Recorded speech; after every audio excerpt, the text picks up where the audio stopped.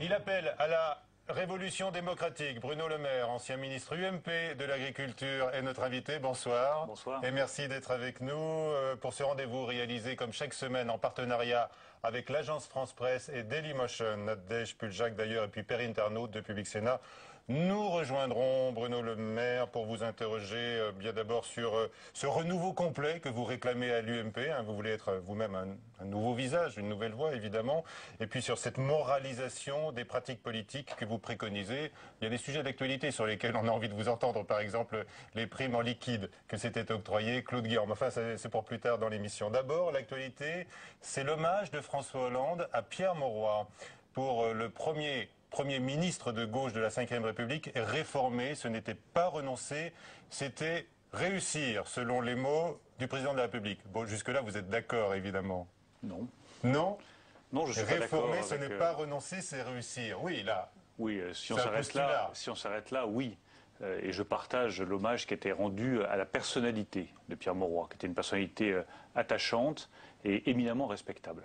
En revanche, quand on regarde ces réformes, ça a été un échec complet. Et je crois que nous devons avoir la lucidité de dire que tous les choix qui ont été faits entre 1981 et 1983 sont des choix qui seront respectables, mais qui ne sont pas les miens et qui ont mis la France en grande difficulté économique. Vous pensez à la retraite à 60 ans, je pense à la durée du travail, je pense que c'était partir du mauvais pied. C'était mettre la France du mauvais pied. Eh bien, aujourd'hui, près de 30 ans plus tard, nous en payons encore les conséquences. Et nous devons faire repartir la France du bon pied. Je crois que c'est la responsabilité de ma famille politique, dans l'opposition, de proposer justement un projet radicalement différent. Quand j'en vois qui disent « Ah, c'était formidable, Mauroy, 81, 83 », l'homme est formidable. Mais la politique qu'il a menée a conduit à un échec complet. Et nous en payons encore aujourd'hui les conséquences en France. Nous devons, nous la droite, proposer une alternative radicalement différente. Est-ce que vous estimez que François Hollande, qui a lancé donc une nouvelle réforme des retraites, aurait dû éviter de rappeler l'abaissement de l'âge de départ à 60 ans? Moi, je ne m'y retrouve plus du tout avec François Hollande. Je ne m'y retrouve plus du tout. Il arrive au pouvoir et il remet la retraite à 60 ans pour un certain nombre de Français, avec un coût qui est très élevé. Ensuite, quelques mois après, il vient revoir toujours les mêmes Français, vous et moi, tous les téléspectateurs, pour leur dire, voilà, la réforme des retraites, elle est absolument indispensable, on ne peut plus financer aujourd'hui notre régime de retraite. Donc il dit exactement le contraire. Et il engage actuellement une réforme des retraites qui, à mon avis, sera à la fois injuste et inefficace. Et puis, à l'occasion... On ne connaît pas encore les détails. Attendez, on entend certaines voix à l'UMP, même vous, dire je suis prêt à la voter. Mais attendons. À l'occasion de l'hommage à Pierre Mauroy, tout d'un coup, on revient sur la retraite à 60 ans. Enfin, c'est vraiment la politique de gribouille. On ne peut pas, quand on est chef de l'État, dire tout et son contraire.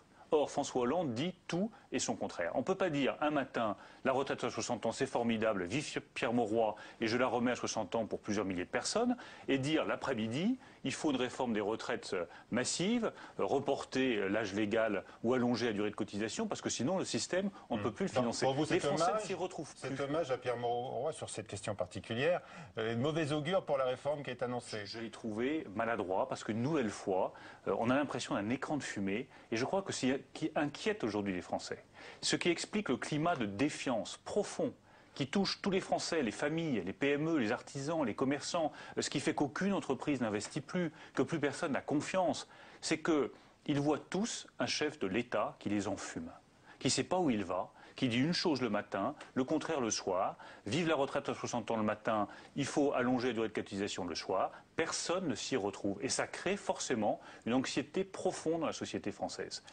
Vous avez entendu aussi François Hollande dire à propos de Pierre Mauroy qu'il avait assumé des décisions difficiles. Il n'y a pas eu que la retraite à 60 ans, les 39 heures hebdomadaires, il y a eu aussi le gel des prix, des salaires, et donc il y avait quand même aussi un éloge de la rigueur dans la bouche du chef de l'État. Ça, vous l'avez entendu aussi? J'ai entendu une fois encore des choses totalement contradictoires. Moi, ce que je voudrais savoir, c'est quel est le cap de François Hollande. Prenez l'exemple de la réforme des retraites. Moi, j'ai dit qu'effectivement, je serais prêt à voter avec l'actuelle majorité une réforme des retraites qui s'appuie sur 3 piliers très simples. Le premier, c'est l'alignement des règles du public sur les règles du privé. Je ne vois pas pourquoi on calculerait sur la base des 6 derniers mois dans un cas, sur la base des 25 dernières années dans un autre. Que ce soit la même règle pour tous, le même régime de retraite pour tous.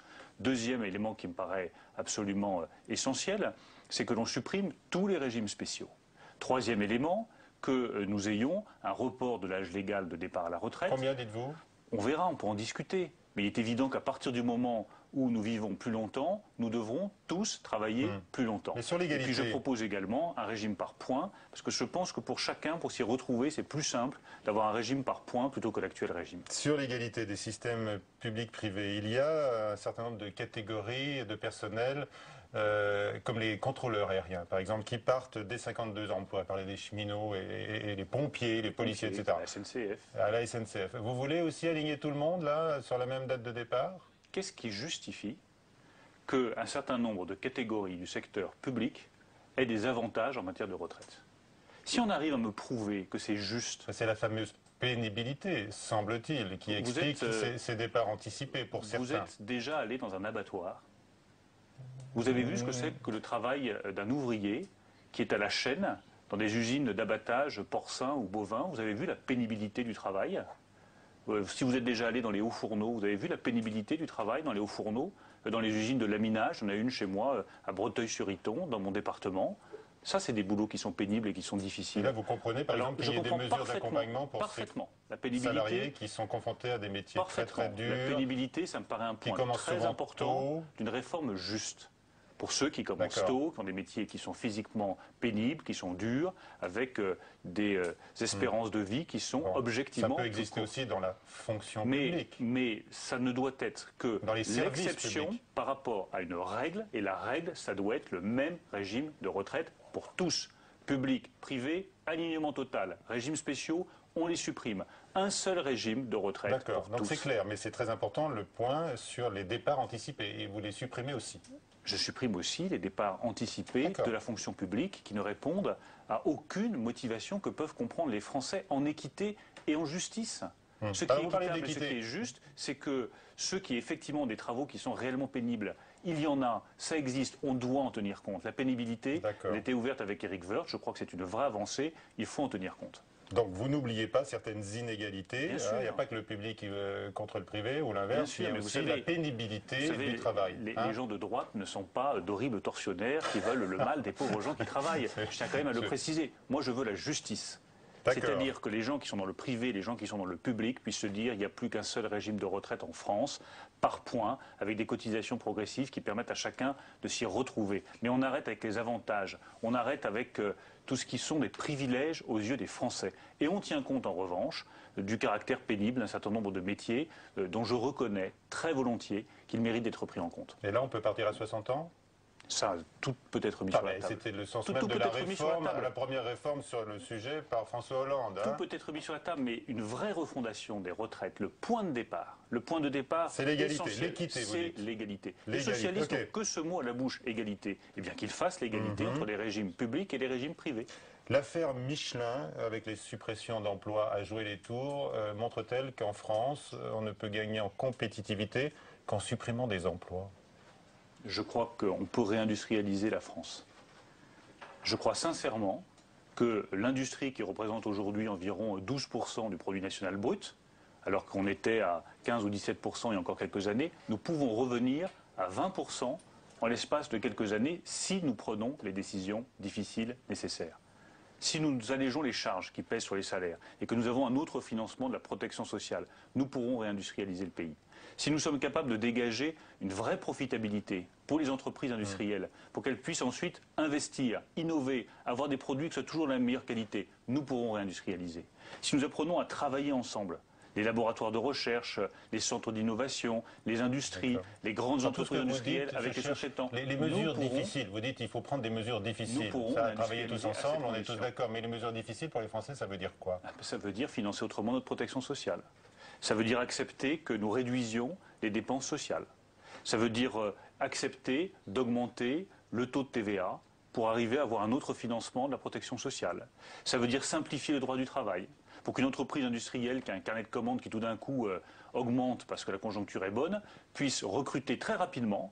Et puis, lorsque le carnet de commandes est moins bon, puisse se séparer temporairement de ses salariés. Mais ça n'est pas le sens justement de la loi sur la sécurisation de l'emploi que François Hollande a fait voter et qu'il présente comme une grande avancée. C'est un premier pas, mais c'est un pas totalement insuffisant. Et d'ailleurs, certains se demandent, à gauche notamment, si le plan social qui est annoncé chez Michelin n'est pas la préfiguration de cette loi sur la sécurisation de l'emploi qui a été votée par la CFDT, condamnée par la CGT. Enfin, comment est-ce que l'on peut dire ça? Ça, c'est des billevesées. Très franchement, le plan social, bien entendu que je regrette profondément qu'on en arrive là. Et bien entendu que je partage la détresse des salariés qui se retrouvent sans aucune possibilité de reclassement pour le moment et qui se demandent de quoi leur avenir va être fait. Mais c'est aussi le fruit du manque de courage que nous avons eu tous au cours des dernières années par rapport à l'industrie. Quand je vous dis décision difficile... Est-ce qu'en l'espèce, la direction de Michelin fait preuve de courage, selon vous? Je ne qualifierais pas de courage un plan social, très franchement. Le courage, il doit être du côté des responsables politiques. Elle dit, nous, on a le courage de prendre des décisions difficiles aujourd'hui pour éviter le pire demain. Décision courageuse. C'est aussi de la part des responsables politiques se poser la question du principe de précaution. Est-ce qu'il est bon que nous gardions le principe de précaution dans la Constitution? Moi, je crois que l'on pourrait avantageusement le remplacer par un principe de responsabilité. Regardez sur les gaz de schiste, ça vaudrait le coup. Ou d'innovation. Mais regardez sur les gaz de schiste, qu'est-ce que l'on fait? Est-ce que l'on ferme immédiatement la porte à toute recherche sur les gaz de schiste parce qu'on estime que c'est trop dangereux? Eh bien dans ce cas-là, effectivement, on ne va pas réindustrialiser le pays. C'est ce qui a permis la réindustrialisation des États-Unis. Ou est-ce qu'au contraire, on autorise la recherche dans des conditions encadrées, avec les précautions nécessaires et avec ce principe de responsabilité? C'est-à-dire celui qui recherche le gaz de schiste devient responsable de sa décision. Je pense qu'un principe de responsabilité, plutôt qu'un principe de précaution, c'est aussi un des éléments de la réindustrialisation du pays. Un mot quand même, Bruno Le Maire, vous qui avez été à Matignon avec Dominique de Villepin, vous vous attaquez à un totem du chiraquisme, là, le principe de précaution qu'il a fait entrer dans la Constitution. Mais la droite, je pense l'avoir dit suffisamment, doit se réinventer. La droite doit se réinventer totalement, en regardant ce qu'elle a réussi et ce qu'elle n'a pas réussi en matière industrielle. Les chiffres, là, vous faites le bilan du chiraquisme alors qu'il est tellement difficile à entendre le leader de l'UMP de faire le bilan du sarkozysme. C'est le bilan des 10 années que j'ai passées moi-même au pouvoir, de 2002 à 2012, et dont j'assume tout le bilan, tout. Mais avec aussi une lucidité qui me paraît indispensable pour dire, mais est-ce que nous avons tout réussi? Non. Est-ce que la réindustrialisation du pays, elle est là? Non. Est-ce que nous souffrons tous de la disparition des emplois industriels? Oui. Est-ce que notre agriculture est menacée? L'agriculture du secteur de production de l'élevage ou du lait, oui, il y a des menaces qui pèsent sur elle. Donc nous devons impérativement être capables de réinventer notre doctrine de droite. Et dans cette réinvention de la doctrine de droite, je considère que la question du principe de précaution doit être posée. Sachant qu'elle a été présentée, encore une fois, par la droite qui l'a fait voter, comme une protection des consommateurs que nous sommes tous. Mais ça ne nous a pas échappé que nous avons perdu les élections.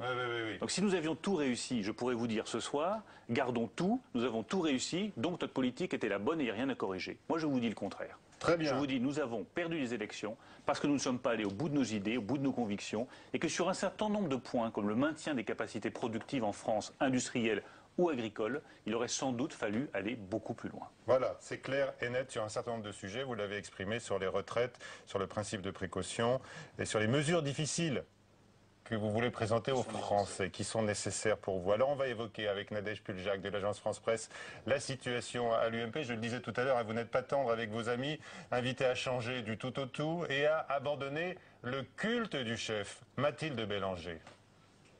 Nicolas Sarkozy reviendra si l'on a besoin de lui. C'est en tout cas ce qu'il aurait déclaré la semaine dernière lors d'une conférence à Londres. De quoi alimenter de nouveau les spéculations sur son retour. À l'UMP, certains commencent à s'en agacer. Est-ce que vous pourriez laisser Nicolas Sarkozy en paix? Voilà. Le laisser décider de son propre avenir. Il a pris une décision courageuse il y a 1 an maintenant. Il a fait un très beau discours en expliquant qu'il quittait la vie politique. Laissons-le libre de son choix. L'UMP ne peut pas passer 3 ou 4 années d'ici 2017 à attendre de voir si la statue du commandeur va bouger. Voilà, l'opposition, ça n'est pas cela. Ça n'est pas que la critique du gouvernement, même si c'est facile en ce moment. Ça doit être aussi la construction d'un projet. Mais si la page a tant de mal à se tourner, c'est que depuis la défaite à la présidentielle, l'UMP est un parti sans chef. Le duel Fillon-Copé et le feuilleton des élections internes n'ont pas réglé la question du leadership. Tout le monde s'accorde à dire qu'il faudra attendre la primaire de 2016 pour trancher. On a au sein de l'UMP des personnalités très différentes, porteurs de messages assez différents. Il y a un problème de clarification de la ligne politique, ça je pense que c'est une certitude, et c'est plutôt là-dessus que les Français nous attendent. L'UMP reste profondément divisée sur certaines questions, comme l'attitude à adopter face au Front National. Le débat sur le mariage pour tous a lui aussi tracé des lignes de fracture, sans compter que le parti n'a toujours pas fait l'inventaire du quinquennat Sarkozy. Il n'est pas possible de faire un droit d'inventaire, pour reprendre la formule de Lionel Jospin, sans que le chef précédent ait pris sa retraite ou ait été explicitement éliminé par un nouveau chef. Ni l'un ni l'autre cas ne s'est produit et donc l'inventaire n'est pas possible. En attendant, Jean-François Copé a prévenu qu'il n'y aurait pas de traitement de faveur pour l'ancien président. S'il revient, il devra, comme les autres, passer par la case primaire. Voilà, Nadège Puljac de l'agence France Presse est avec nous. Bonsoir Nadège. Bonsoir. Alors une question donc sur l'UMP, son chef, ses chefs. On va voir. Pas trop vite. Alors vous employez souvent, Monsieur le maire, l'expression « il faut dire la vérité aux Français ». Et vous accusez François Hollande, d'ailleurs, de leur mentir, par exemple, quand il leur dit qu'il va inverser la courbe du chômage avant la fin de l'année. Mais à l'UMP, dans votre parti, il y a des voix discordantes sur de nombreux sujets. Les manifestations contre le mariage homosexuel, l'Europe, le cumul des mandats. Vous-même, vous êtes contre le cumul. Dans cette polyphonie, qu'est-ce qui dit la vérité à l'UMP ? Ce qu'on doit apprendre, qui est tout à fait nouveau pour nous, c'est vivre avec effectivement un parti qui n'a pas un leader naturel, mais qui a plusieurs personnalités très différentes, qui s'expriment de manière différente sur un certain nombre de sujets. Je ne crois pas que ce soit un problème si nous respectons un certain nombre de règles. Ces règles, c'est ne pas se critiquer personnellement, ne pas se livrer à des attaques personnelles, pas de bataille d'ego. C'est apporter sa contribution à la définition d'une doctrine commune, et c'est en troisième lieu se battre pour gagner les élections municipales de 2014 et les élections européennes de 2014. Mais ça n'est pas un problème qu'il y ait, à mon sens, plusieurs personnalités fortes à l'UMP. À partir du moment où nous avons décidé de faire des primaires, c'est la première fois de notre vie politique à droite que nous faisons des primaires. Bien forcément, ça change la donne. Et moi, ma conviction, c'est que vous ne ferez pas émerger un leader naturel avant les primaires de 2016, puisque les primaires de 2016 sont précisément là pour le départager, ce leader. Il va falloir attendre 3 ans, c'est long, 3 ans. Ça suppose justement... Vous n'avez pas l'habitude, parce que vous avez toujours eu un chef, justement. On n'a pas eu l'habitude, mais à partir du moment où on sait cela, ça doit nous conduire à une discipline de comportement très stricte à l'UMP. Cette discipline, une fois encore, pas d'attaque personnelle, on participe aux victoires de 2014 et on participe à la définition d'une doctrine commune de droite renouvelée. Tout ça doit nous permettre de vivre dans les 3 prochaines années de manière constructive et sereine. Alors si on vous demandait aujourd'hui une définition de l'UMP, qu'est-ce que vous diriez? On a bien compris que ce n'était pas un parti monolithique, vous ne le souhaitez pas. C'est quoi? C'est une réunion de plusieurs chapelles? C'est une réunion peut-être d'écurie de futurs candidats potentiels à la présidentielle, dont peut-être vous êtes d'ailleurs. Surtout pas. De candidats sans doute. Il faudra bien des candidats, oui, il vaut mieux. Mais c'est le rassemblement de toutes les sensibilités de droite. La droite, elle est unie. Elle est unie autour de sensibilités qui sont forcément différentes. Regardez sur la question européenne. Vous êtes toujours à l'aise dans cette configuration-là. Moi, je suis très à l'aise parce que je refuse catégoriquement la distinction entre une droite fréquentable et une droite infréquentable. Entre une droite qui serait humaniste, sympathique, ouverte, et puis une autre droite qui traiterait des sujets difficiles comme la sécurité, comme l'immigration, comme les trafics de drogue ou toutes sortes d'autres trafics, et qui, elle, ne serait pas fréquentable. Moi, j'estime que la droite doit couvrir tous les problèmes des Français. Et qu'au lieu d'aborder ça de manière idéologique, nous devons aborder ça de manière pragmatique, en nous disant quels sont aujourd'hui les problèmes que rencontrent les Français au quotidien, dans leurs communes, dans leurs villes, et quelles solutions est-ce que nous leur apportons. Alors bien sûr, il y a le problème du chômage, problème numéro 1, le problème de l'emploi des jeunes, problème massif, essentiel, où nous devons apporter les réponses. Mais il y a aussi les problèmes d'immigration illégale, il y a aussi le problème du droit d'asile, qui aujourd'hui n'est pas suffisamment contrôlé, où il y a trop de demandeurs et où les procédures sont trop lentes. Il y a des problèmes de sécurité partout. 10 ans. Alors pourquoi ça ne s'est pas fait? Ce que je vous dis, Nadège Puljac, c'est que nous devons, à droite, traiter tous les problèmes des Français, sans exclusive et sans tabou. Et que la droite doit couvrir tous les éventails de ces sensibilités. On a l'impression que vous laissez une partie de la droite un peu se salir les mains et que vous non, justement. Vous vous épargnez. Je ne veux pas m'épargner. Non. Je ne veux pas m'épargner et j'estime que ce n'est pas se salir les mains que de dire qu'il y a un problème avec le contrôle de l'immigration en France. J'estime que ce n'est pas se salir les mains que de dire qu'en matière d'augmentation des violences en personne, on a atteint des seuils qui sont insupportables en France. Dans ma propre circonscription, dans les petites communes rurales, il arrive maintenant qu'on règle ses comptes à coups de kalachnikov. C'est ça la réalité de la France. Et j'estime que ce problème-là, c'est à la droite de le poser sur la table et d'y apporter des réponses. J'estime qu'avoir un délai de 2 ans pour instruire les demandes de droit d'asile en France, alors que ça devrait être 6 mois, c'est un problème. Ce que vous êtes en train de faire, là, Monsieur le maire, c'est un petit peu l'inventaire du quinquennat de Monsieur Sarkozy? C'est pas l'inventaire, c'est regarder les problèmes que vous n'aimez pas. Trouvez un autre mot, si vous voulez. C'est l'inventaire, on va trouver un autre mot. Le terme d'inventaire, vous savez, ça a un côté tourné vers le passé qui ne me plaît pas. Moi, j'aime être tourné vers l'avenir. C'est quand même un petit peu ça. Il faut regarder le passé pour mieux préparer l'avenir, peut-être. Mais pour être tourné sereinement vers l'avenir, nous devons avoir aussi le courage à droite de dire qu'en 10 années d'exercice du pouvoir, il y a un certain nombre de problèmes sur lesquels nous n'avons pas apporté les solutions que les Français nous demandaient. Et donc nous devrons les aborder différemment pour avoir des solutions plus efficaces et des réponses qui marchent mieux. Mais est-ce que l'UMP n'est pas un peu paralysé par la question lancinante du retour, ou pas de retour d'ailleurs, de Nicolas Sarkozy en 2015 ou 2016? En tous les cas, on a l'impression que vous ne savez pas trop sur quel pied danser. J'ai bien compris ce que vous venez de dire, qu'il y a des fortes personnalités, que chacun avait son caractère, qu'il devait y avoir la synthèse. Ils sont très différents. Mais enfin, bon, on sent quand même qu'il manque un chef. Est-ce que vous diriez d'ailleurs qu'il manque un chef aujourd'hui à l'UMP? Moi, je ne me sens pas du tout en situation de manque. Et je vais vous dire, j'ai passé 5 années formidables avec Nicolas Sarkozy. 4 années au gouvernement comme ministre des Affaires européennes ou comme ministre de l'Agriculture, formidable avec Nicolas Sarkozy. J'ai été très heureux avec lui. Alors maintenant, et sans lui, vous êtes toujours très heureux. Maintenant, sans lui, c'est à lui de décider, oui, parce que j'ai un caractère plutôt heureux, vous savez. Donc, il revient, c'est à lui de le décider. Et on doit le laisser libre, mais ce qui serait une erreur, et pour tout dire, une faute de la part de notre famille politique, ce serait de vivre dans l'attente du chef en se disant on ne travaille pas en attendant qu'il revienne. Est-ce que ce serait une faute de l'appeler? Je travaille matin, midi et soir. Une erreur de lancer un appel à Nicolas Sarkozy, puisqu'il a dit je reviendrai par devoir et si on m'appelle. Je crois que la droite aujourd'hui a mieux à faire que de lancer des appels ou que d'attendre que Nicolas Sarkozy revienne. Elle doit travailler pour reconstruire une doctrine cohérente et emporter des victoires en 2014. Ensuite, ce sera à Nicolas Sarkozy de prendre librement sa décision et par définition, sa décision sera respectable. Certains dans votre parti pensent que M. Sarkozy est l'unique recours à droite. Vous ne faites pas partie de cela, apparemment. Je pense que nous avons à construire une alternative crédible à des socialistes qui sont en train de planter le pays. Et pour cela, donc je ne me lève pas le matin, j'ai l'impression que certains se lèvent le matin en se disant tiens, est-ce qu'il y a une dépêche qui annonce le retour de Sarkozy, est-ce qu'il va revenir? Moi, je le laisse. C'est une question lancinante, je disais tout à l'heure. Son entière liberté. Est-ce que tout le monde à droite est sur la même ligne de départ, Nicolas Sarkozy compris, selon vous, là, aujourd'hui? Aujourd'hui, on a des élections municipales. Sur la même ligne de départ. Mais ça dépend quelle course vous voulez jouer. Je pense, si on parle de Nicolas Sarkozy, on pense plutôt à la présidentielle. Je vais vous dire, il y aura de présidentielle pour personne en 2017 si nous ne gagnons pas des victoires locales en 2014.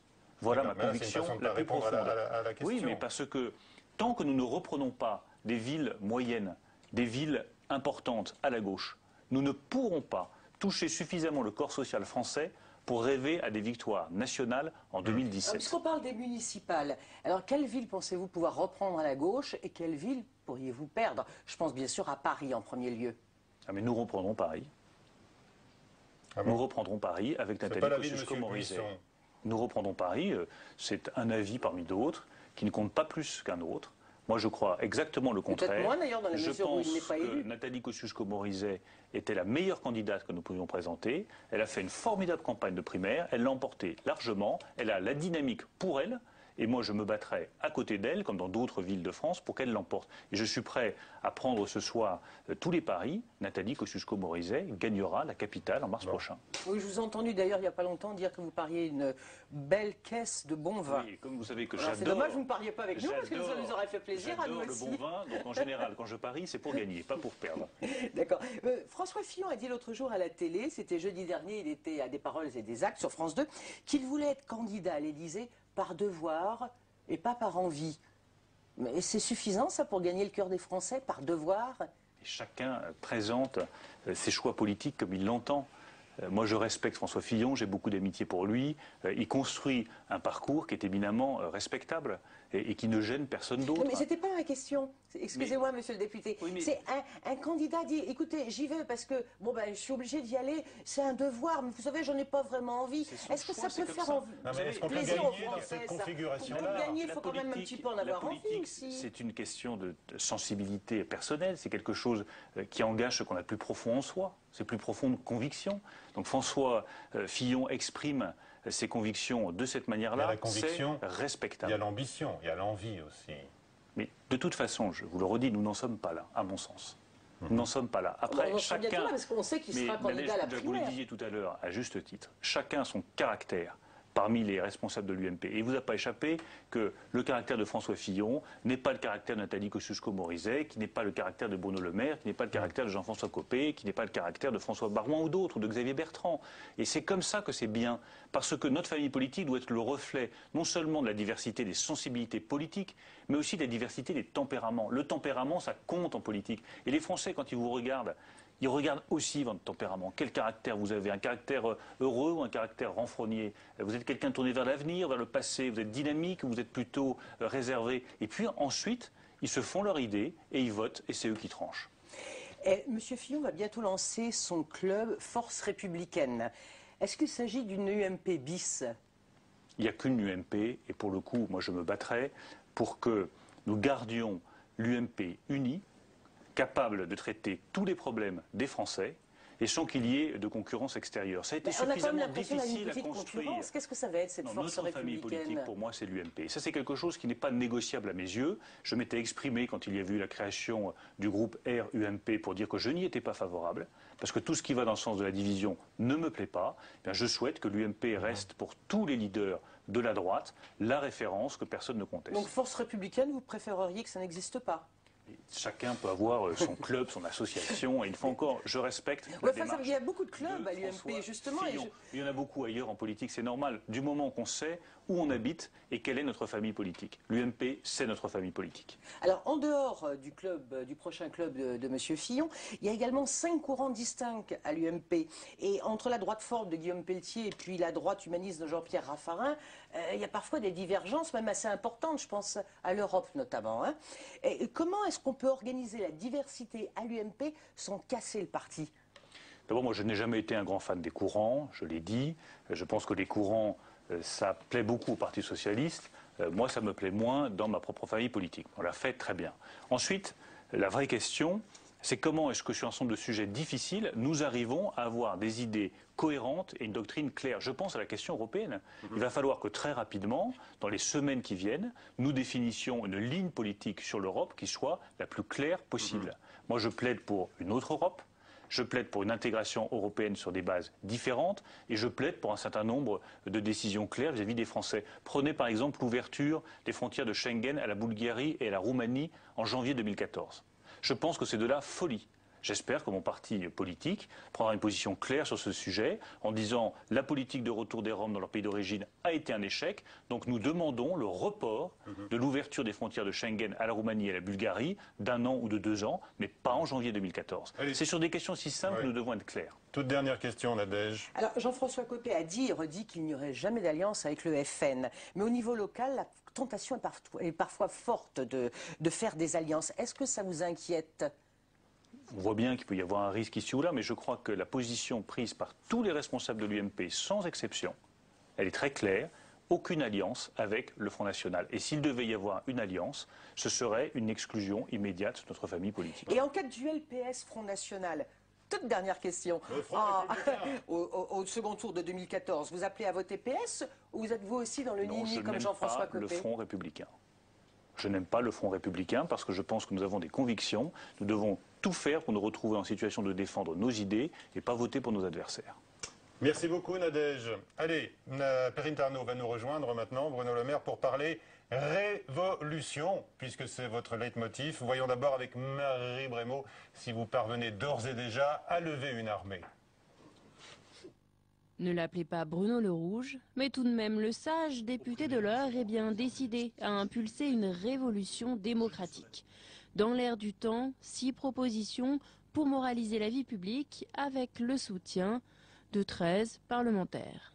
Quand on est parlementaire, il faut démissionner de la fonction publique comme il l'a fait, tel que le fait de dire qu'il faut limiter le nombre de mandats de parlementaires dans le temps, tel qu'également la question du nombre de parlementaires. Je crois qu'il vaudrait mieux qu'il y ait moins de parlementaires disposant de plus de moyens pour travailler. Ça aussi, c'est une disposition qui irait dans le bon sens. Mais avec ce genre de disposition, pas sûr que l'ancien ministre de l'Agriculture se fasse beaucoup d'amis au sein des assemblées. Or, pour gravir les échelons, mieux vaut être entouré. À un moment, il faudra, s'il veut effectivement peser sur la suite, il faudra qu'au-delà d'être un homme de débat et de dialogue, il ait une structure, une organisation, il ait un système un peu autour de lui pour drainer les voix, les soutiens, les parlementaires, etc.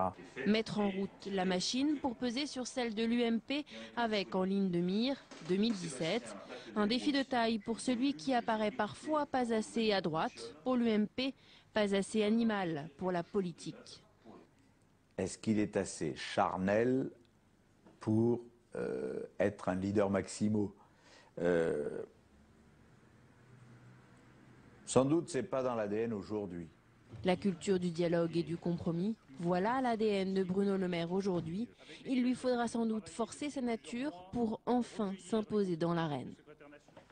Voilà, on parlait des convictions hein, et puis du courage pour faire de la politique. Il y a d'autres critères. Il y a le charnel, alors Perrine. Oui, alors il vous manque encore cet ADN charnel, selon Roger Carucci.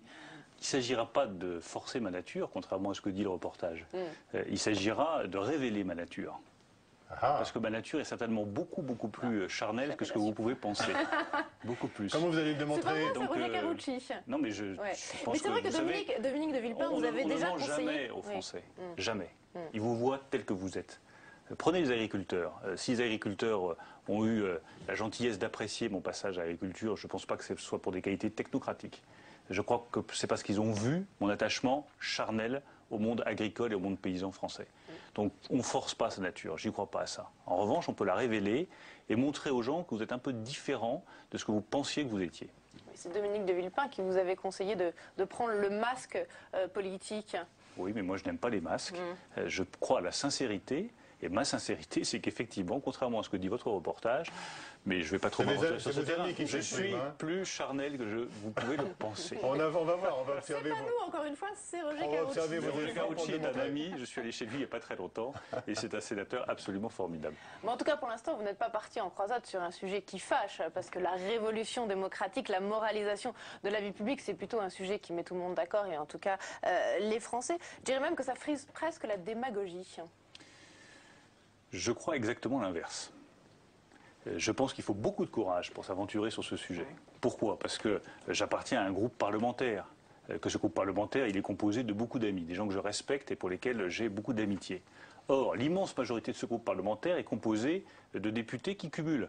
Donc forcément, je vais contre eux. Je ne me fais pas que des amis en prenant cette décision-là. Le voyeurisme en matière de transparence. C'est difficile, mais je le fais par conviction. Je pense très sincèrement qu'aujourd'hui, on ne peut plus expliquer aux Français qu'on est maire d'une ville de 100 000 habitants, qu'on peut être un bon maire d'une ville de 100 000 habitants et en même temps être député. Je crois très sincèrement que nous devons rompre le lien de consanguinité entre la haute fonction publique française et les élus. La France n'a plus vocation à être dirigée par une promotion de l'ENA. Moi, j'ai démissionné de la haute fonction publique. Donc c'est du courage et je souhaite que ça fasse partie de cette révolution démocratique. Oui, vous dénoncez souvent effectivement la fameuse promotion Voltaire qui oui, en ce moment... Honnêtement, dans quel autre pays il y a une promotion d'une école réduite à 40 personnes qui dirige tout le pays? Mais franchement, comment ça peut marcher? Un pays, c'est fait d'une diversité de talents formidables. C'est des ingénieurs, c'est des gens du privé, c'est des personnes qui ont des formations très différentes. Vous pouvez même mettre des artistes si vous le souhaitez. Enfin, c'est des gens qui viennent de tous les horizons. La promotion Voltaire, ce sont tous les condisciples de François Hollande. La promotion Voltaire de l'ENA, hop, on prend tous les postes. Et puis pour les conseillers, on prend la promotion suivante 20 ans plus tard. Honnêtement, je ne trouve pas que ce soit une vision très moderne de la politique. Donc moi, j'appelle à cette révolution. Vous tapez révolutiondémocratique.fr, vous tombez dessus, vous soutenez. Il y a déjà plusieurs milliers de Français qui l'ont soutenu. 4000, j'ai regardé tout à l'heure. Bon, ça veut dire que ça ne prend pas tellement pour l'instant. Est-ce que c'est un sujet qui intéresse vraiment les Français? Ça prendra le jour où le texte arrivera au Parlement. Parce que là, il va y avoir des débats. Et puis on mettra François Hollande face à ses contradictions. C'est lui-même qui avait dit « je veux l'interdiction du cumul des mandats en 2014 ». Est-ce qu'il le fera? Moi, je lui dis chiche. Mais pour l'instant, effectivement, on voit les Français sont globalement pour cette moralisation de la vie publique, mais les élus freinent, eux, des cas de fer sur le cumul des mandats, sur la publication de leur patrimoine. Alors que finalement, ils sont les mieux placés pour réformer leur propre statut. C'est compliqué. Je pense que nous aurions tous intérêt, notamment à droite, à montrer aux Français que nous sommes prêts à changer, nous les élus. Eux, les Français, ils ont changé, on leur a demandé de changer. L'ouvrier à qui on a dit, voilà, ton métier aujourd'hui est dépassé, il faut que tu prennes une nouvelle formation, une nouvelle qualification, il a changé. Le fonctionnaire à qui on a dit que tu travaillais dans telle direction, elle va être fusionnée avec telle autre, ils ont changé. Je souhaite que les élus montrent qu'eux aussi sont capables de changer. Et le sens de ma révolution démocratique est une manière de dire aux Français, nous les élus, nous acceptons de changer, comme vous avez changé au cours des dernières années. Est-ce que, pour être en accord avec vous-même, vous voterez le texte présenté par le gouvernement sur la transparence de la vie politique? Non, non. Je voterai même contre ce texte. C'est un premier pas quand même. Mais c'est pas un premier pas. Soit on fait vraiment un changement majeur et je vote. Transparence totale, je vote. Mais la transparence à moitié, à minima, qui dans le fond... c'est quoi? C'est-à-dire une publication automatique des patrimoines? François Hollande avait dit, vous savez, les mots ont un sens. Ouais. Et moi, je crois au sens des mots. Alors vous, François Hollande avait dit, je ferai la transparence totale sur le patrimoine des députés. Je l'ai fait moi-même.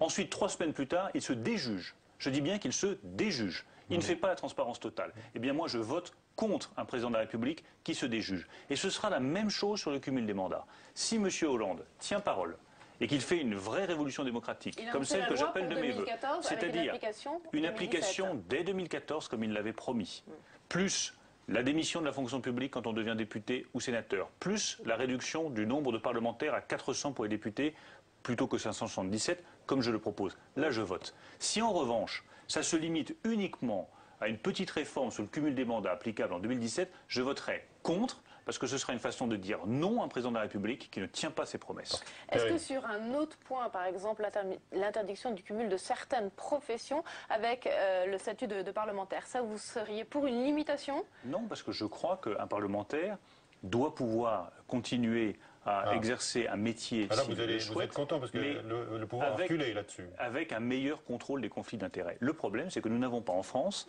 la culture du contrôle du conflit d'intérêts. Le conflit d'intérêts, on n'y est même pas habitué dès son plus jeune âge. On devrait apprendre ce que c'est qu'un conflit d'intérêts, mieux être au courant de ce que c'est et avoir un contrôle 1000 fois plus strict du contrôle du conflit d'intérêts. En tout cas, il faudrait un véritable consensus politique autour de ces questions. On est loin de l'avoir, si je comprends bien. On en est loin, mais c'est pour ça que y compris sur des réformes comme celle du Conseil supérieur de la magistrature, par exemple. C'est pour ça que je pousse à ces changements, parce que moi, ce qui me préoccupe, c'est que c'est la politique qui insuffle le changement. Et si les politiques ne sont pas crédibles, s'ils font l'objet d'une suspicion permanente, ce qui est le cas aujourd'hui, il ne pourra pas y avoir de changement. Comme moi, je veux un changement radical pour notre pays, parce que je le crois nécessaire. Je pars du premier point de départ. Nous changeons d'abord le mode de fonctionnement des élus pour qu'ils retrouvent leur crédibilité et qu'ils puissent lancer le changement qui me paraît indispensable.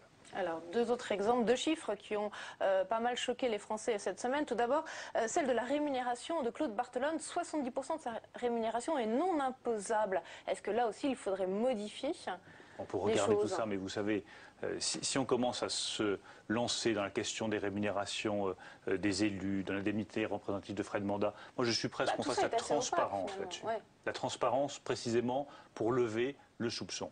Mais arrêtons de dire systématiquement qu'il faut réduire le traitement de monsieur un tel ou de madame un tel. Parce que non, là on ne parle pas de réduction des traitements, on finira parle d'imposition comme par tout le monde. Vous expliquer que les parlementaires finalement devraient travailler sans rémunération.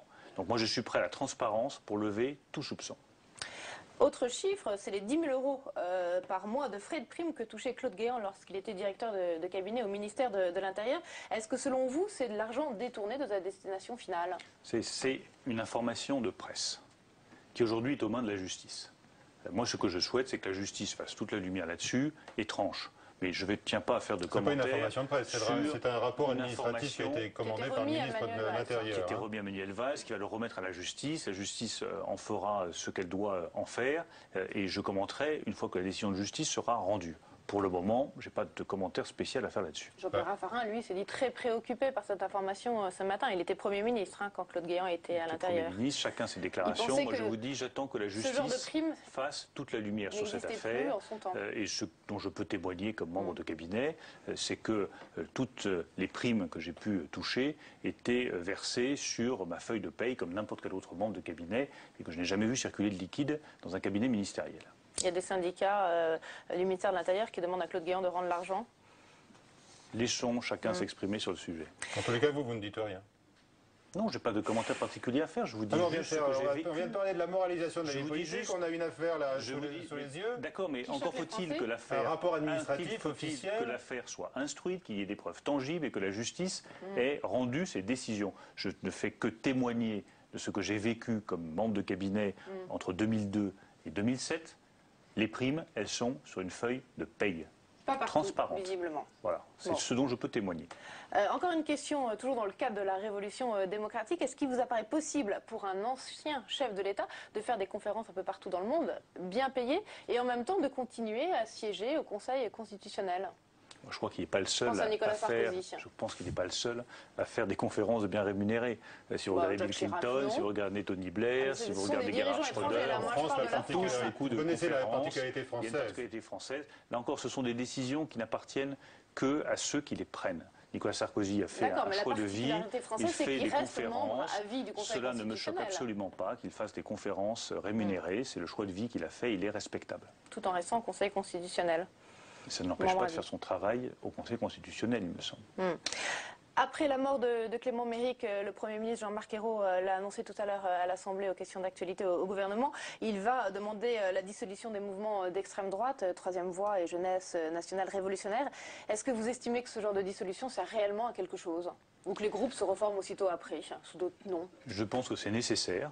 Parce que c'est un signal politique qu'on envoie. Et c'est important d'envoyer un signal politique à tous les groupes extrémistes qui ne sont pas les bienvenus en France et que notre démocratie refusera la violence. La violence n'est pas une modalité d'expression de son opinion dans une démocratie comme la démocratie française. Mais ensuite, encore faut-il que les sanctions qui soient données soient des sanctions exemplaires. Moi, ce qui me préoccupe, c'est la contradiction complète entre la fermeté qu'affiche M. Valls et le laxisme dont fait preuve Mme Taubira. Vous ne pouvez pas avoir un ministre de l'Intérieur qui ne cesse de se hausser du col et de lever le menton, et de l'autre côté, une ministre de la Justice qui, elle, envoie des instructions pour avoir les peines les plus légères possibles systématiquement. Moi, je demande une politique pénale stricte, une politique pénale qui affiche les peines, qui les donne à ceux qui les méritent et qui ne mollisse pas, qui ne faiblisse pas. Dernière question, on connaît votre goût pour les affaires européennes, au-delà de votre tropisme allemand, Bruno Le Maire. J'aimerais savoir si les manifestants anti-Erdogan en Turquie ont votre soutien. Oui, ils ont mon plein soutien. Et pour le coup, je suis profondément préoccupé de l'évolution de la Turquie, où je vois M. Erdogan se transformer en autocrate. La Turquie mérite mieux qu'un autocrate à sa tête. Et je trouve que la manière dont les manifestants, courageusement, s'expriment pour défendre leur liberté d'expression, pour défendre une certaine idée de la Turquie à laquelle je suis attaché. La Turquie laïque, la Turquie libre, la Turquie on peut exprimer son opinion, la Turquie on n'est pas enfermé, on n'est pas soumis à des contrôles ou à des pressions quand on exprime une opinion différente de celle du pouvoir. Ça c'est la belle Turquie, c'est celle que je défends. Merci beaucoup, merci Perrine. Merci Monsieur le Maire. On va suivre donc vos efforts pour vous présenter aux Français dans votre dimension charnelle. C'est la fin de cette édition et à très vite à tous.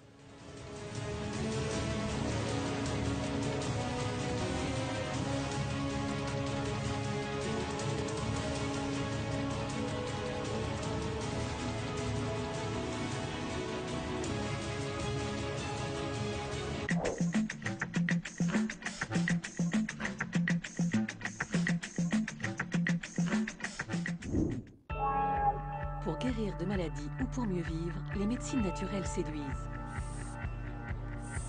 On est dans l'ère du temps, dans une ère très New Age, avec un retour au naturel, avec un rejet total, sans réflexion, de la médecine.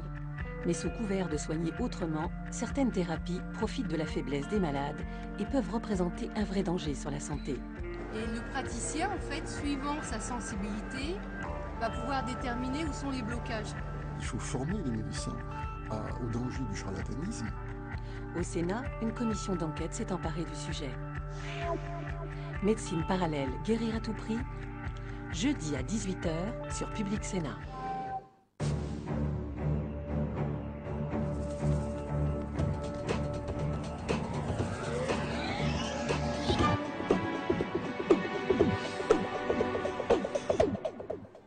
Bonjour à tous, un lieu, une histoire vous accueille au cœur de la tour de Constance de la cité d'Aigues-Mortes, cette cité, lieu de départ des croisades au Moyen-Âge.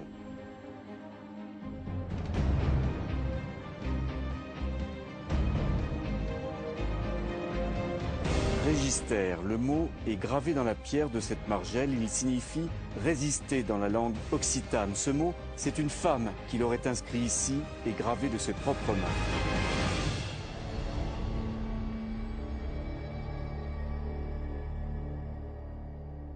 Alors cette femme que j'évoquais à l'instant s'appelait Marie Durand. Elle a été emprisonnée ici même, là où je me trouve, pendant 38 ans, de 1730 à 1768.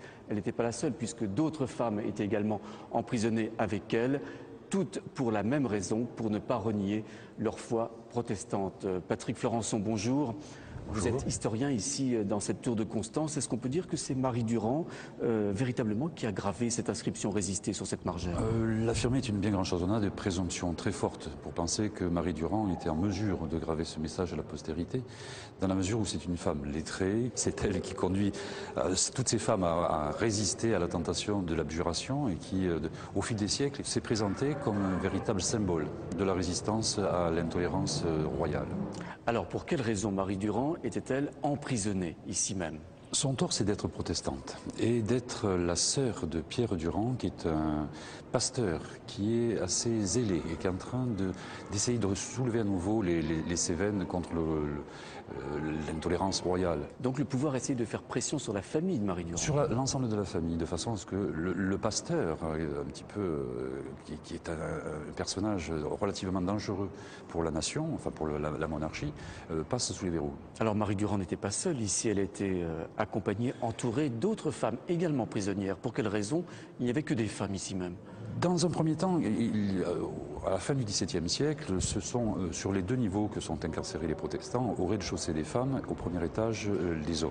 Et puis il se passe au début du XVIIIe l'évasion spectaculaire d'Abraham Mazel, le 25 juillet 1705. Peu de temps après, l'administration royale d'Aigues-Mortes a décidé de n'enfermer ici, dans cette tour, que des femmes. Et jusqu'au milieu du XVIIIe siècle, ce ne seront que des femmes qui seront enfermées ici. Donc on a beaucoup de mal à imaginer combien, une vingtaine de femmes enfermées ici? Par moment, c'est jusqu'à 50 femmes. Jusqu'à 50 femmes, mais qui vont être déplacées au gré de la fantaisie un petit peu de l'administration royale. Mais on a toujours au minimum une quinzaine de femmes enfermées ici. Quel contact avaient ces femmes prisonnières, Marie Durand en particulier, avec l'extérieur? On est très surpris lorsqu'on connaît, par exemple, la correspondance de Marie Durand. Il y a de nombreuses lettres qui attestent de cette vie ici. En effet, Marie Durand se présente comme l'intermédiaire de ses compagnes d'infortune. C'est elle qui va, par exemple, se proposer à l'administration pour essayer d'améliorer la condition des autres femmes. Elle va, étant donné qu'elle est lettrée, qu'elle sait écrire, faire régulièrement la liste de ses compagnes d'infortune, de façon à pouvoir établir une certaine, comment dire, démographie, entre guillemets, des habitantes de cette tour. Et au-delà encore, Marie Durand va s'adresser à tout ce qui est puissance étrangère susceptible d'influer au moins sur la politique royale, et si ce n'est influer sur cette politique, au moins donner quelques subsides pour que les conditions de vie de ces pauvres femmes soient améliorées. Alors nous sommes au 3e étage de cette tour de Constance. Au-dessus de nous, il y a une terrasse où de temps en temps, Marie Durand et les autres prisonnières avaient l'occasion d'aller, avec autorisation bien sûr, pour voir le paysage et respirer surtout un petit air de liberté. Je vous propose d'y aller tout de suite, de refaire ensemble leur chemin.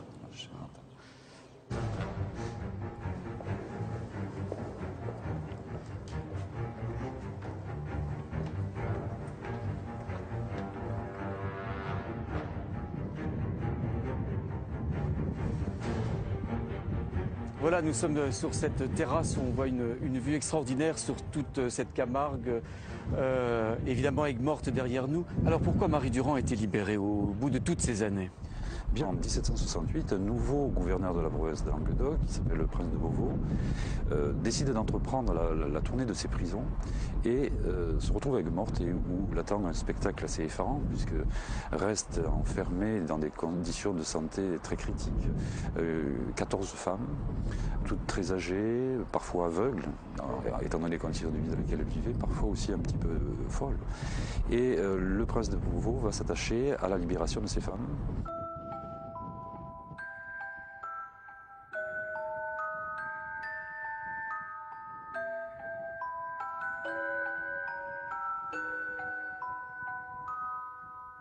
Regardez derrière moi cette barre noire, c'est la barre des Cévennes, à une centaine de kilomètres d'où nous sommes, ici à Aigues-Mortes. On y distinguerait presque les villages où se sont réfugiés les protestants après la révocation de l'édit de Nantes. Parmi ceux-ci, le village de Mialet, presque le centre de cette terre protestante cévenole. À Mialet se trouve un musée tout à fait particulier, le musée du désert, que nous allons visiter ensemble.